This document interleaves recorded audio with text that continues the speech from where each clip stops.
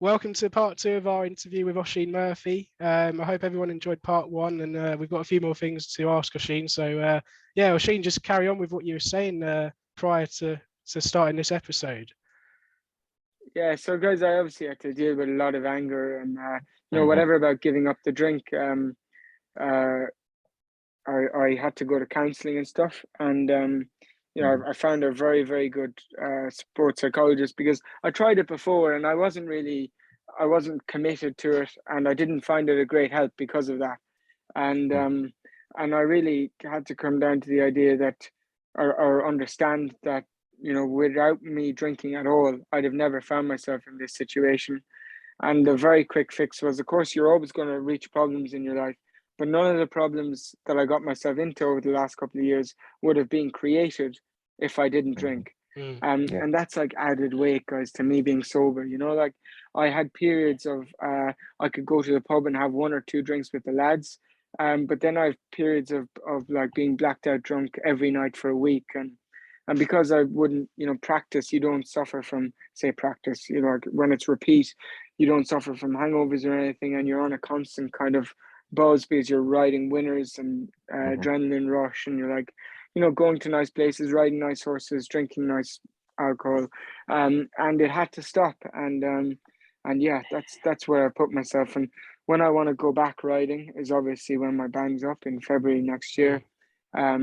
I want to have a better relationship with the BHA, and if Dr. Jerry Hill is still there, I want to actually have a relationship with him for the first time, and explain to him, if he wants to listen, why I felt like I wasn't helped at all, and yeah, just start on a fresh slate. And it's obviously so far away and so much can happen between now and then, but I've got to look forward to that, because my life has been riding horses, and it's been taken away for a long time. I suppose what I would say is, I feel like you get a lot of unfair criticism. I think people forget you're still a 26-year-old male, and the lifestyle that sort of comes with racing around wealthy people, drinking and stuff. I feel like people give you sort of unfair criticism in that sort of sense, and any sort of young male is maybe a bit more tempted to get into that lifestyle. So that's where I'd say you do get a bit of unfair criticism. Yeah, where it annoys me though is I was warned about like all these pitfalls as a fella growing up, because obviously my uncle was there, and Yeah. I've always worked for great trainers that kind of understand the whole thing, and I managed to avoid everything for a period of time, like the whole way through my apprenticeship, and then it just spiraled out of control, and I thought I could face it alone, and then I wasn't willing to face it, even though I needed to. And I had to decide for myself. Like you can speak with anyone, unless it's your own idea, you're not committed to. And obviously, like, we honestly appreciate you being really honest about all of that, and I'm sure a lot of people will. Well, I'm sure a lot of people will relate to this, and obviously, will enjoy you speaking about this, because I think a lot of people probably don't know the exact story behind it. So yeah, we appreciate you being really honest about that. So thank you very much. And obviously, we've just got a few more questions now to ask. Every jockey that we get on, the podcast, we ask them what horse from the present, and what one horse from the present, one horse from the past that you'd love to ride, and why? Okay. I'd love to ride Baid this season. He's terrifically straightforward, and I don't see any chinks in his armor, realistically. And from the past, it would have to be Frankel. Obviously, my dream races to win are the Derby and the Arc, and Frankel didn't win either of them, but he was a champion, and horse that I think did wonders for racing. Definitely. And is there any race you haven't won already that you aspire to win in? Maybe the Arc or something like that. Yeah, the Arc, guys. Yeah, I that is the one race for me. I watched Christophe Simeon win it on Zarkava and on Dalakani, and he threw his helmet into the crowd. And I watched Kieran Fallon win it on Dylan Thomas when he had a lot of stuff going on at that time as well, and the mental strength of those guys, I obviously know them well now, is extraordinary. And I know you're sorry, go on, mate. Yeah, go on, mate, go on. I know you're obviously out in Ireland at the moment. You said you was visiting Sheikh Farhad, some of his younger horses. Is there potentially one or two horses you could sort of give our listeners to watch out for in the future? Yeah, like these are foals and yearlings at the moment, guys. So it's a very long way away, but we've got like half brothers and half sisters to the likes of Bletchley, who was second at Royal Ascot. She should have won the Albany probably. What else do we have? We've got like foal out of Sparkle Roll, who was placed in a Group 2 when she won a maiden at Sandown. Yeah, it's just all blue-blooded pedigrees. These are horses bred to be top class race horses, and some of them will be and some of them won't, but it's this is where the dreams really begin to come alive.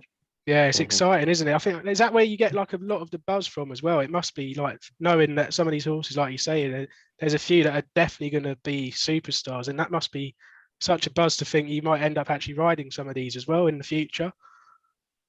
Yeah, I mean, I get a great buzz from riding gallops, and I'll give you two examples. When Alcohol Free worked before the Cheveley Park as a 2-year-old, she only worked with like a low-rated filly in the 60s, but the feel was unbelievable.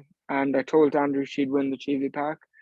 And Ben Battle, before he won the Joel Stakes in 2020, I think, I told Saeed that he was in the form of his life, and if he went to the start, all he had to do was come back in a straight line.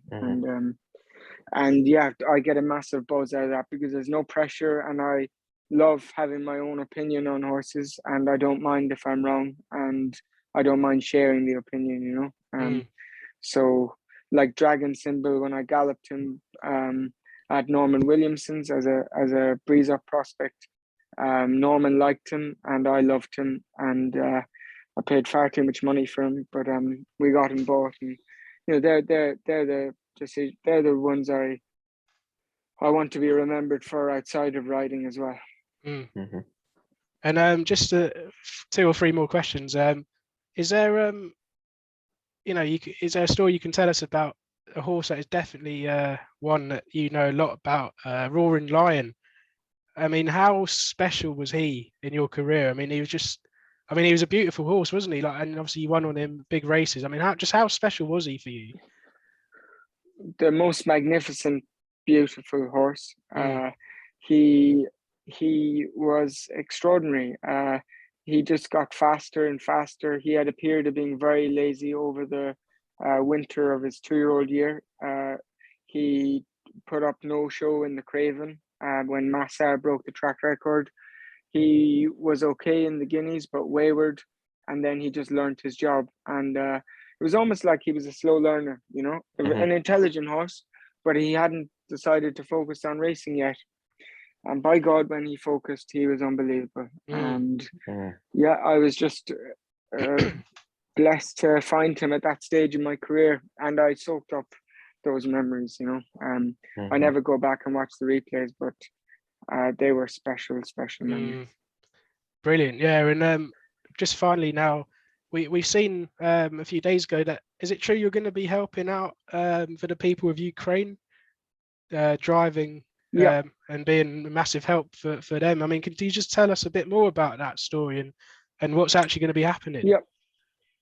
Yeah, so guys, over the next few weeks, we're collecting aid and obviously money to buy more aid to take to Ukraine. And obviously you can buy some stuff there in Poland, but it's very important to get some of the horse boxes out there in order to transport horses back and whatever we need, you know, anything that's needed back from Poland. So I have the time to do it. I don't have a new job. Sheikh Fahd is very kind that he's standing by me and giving me tasks to do, like come to Ireland, and Andrew, I'll be riding out for him, and Rafe Beckett, and some Newmarket trainers like James Ferguson and Michael Bell. And yeah, I wanted to do it. I feel terrible what's going on there.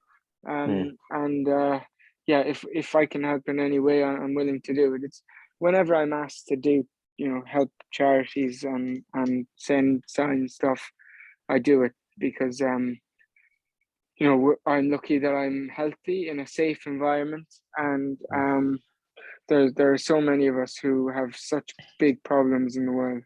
And is there a way where people can sort of contribute to that or make donations? Yeah, Charlie Mann and his wife have set up social media pages, and I'll share them anyway on my social media. And yeah, anything is helpful, from 10 pence to £10 to £100, whatever can be raised, can go to the the women and children more than anything. The men are being fed by the Ukraine army, and they're getting ammunition and stuff from the US and Europe. It's more the people that have had to evacuate their homes and have children, young children with them, that I really feel for. No, I mean, we'll have a look at that, and then we'll share that on our page as well for people to look at as well. That's brilliant work. So yeah, Oisin, thank you very much for joining us tonight. We really appreciate your time and for fitting us in, and obviously going into 2 parts as well. Brilliant stories, and yeah, we hope everyone enjoyed listening to that. And subscribe to us on YouTube and Spotify, and hopefully see everyone soon. So thank you everyone for listening, and thanks again, Oisin. Thank you.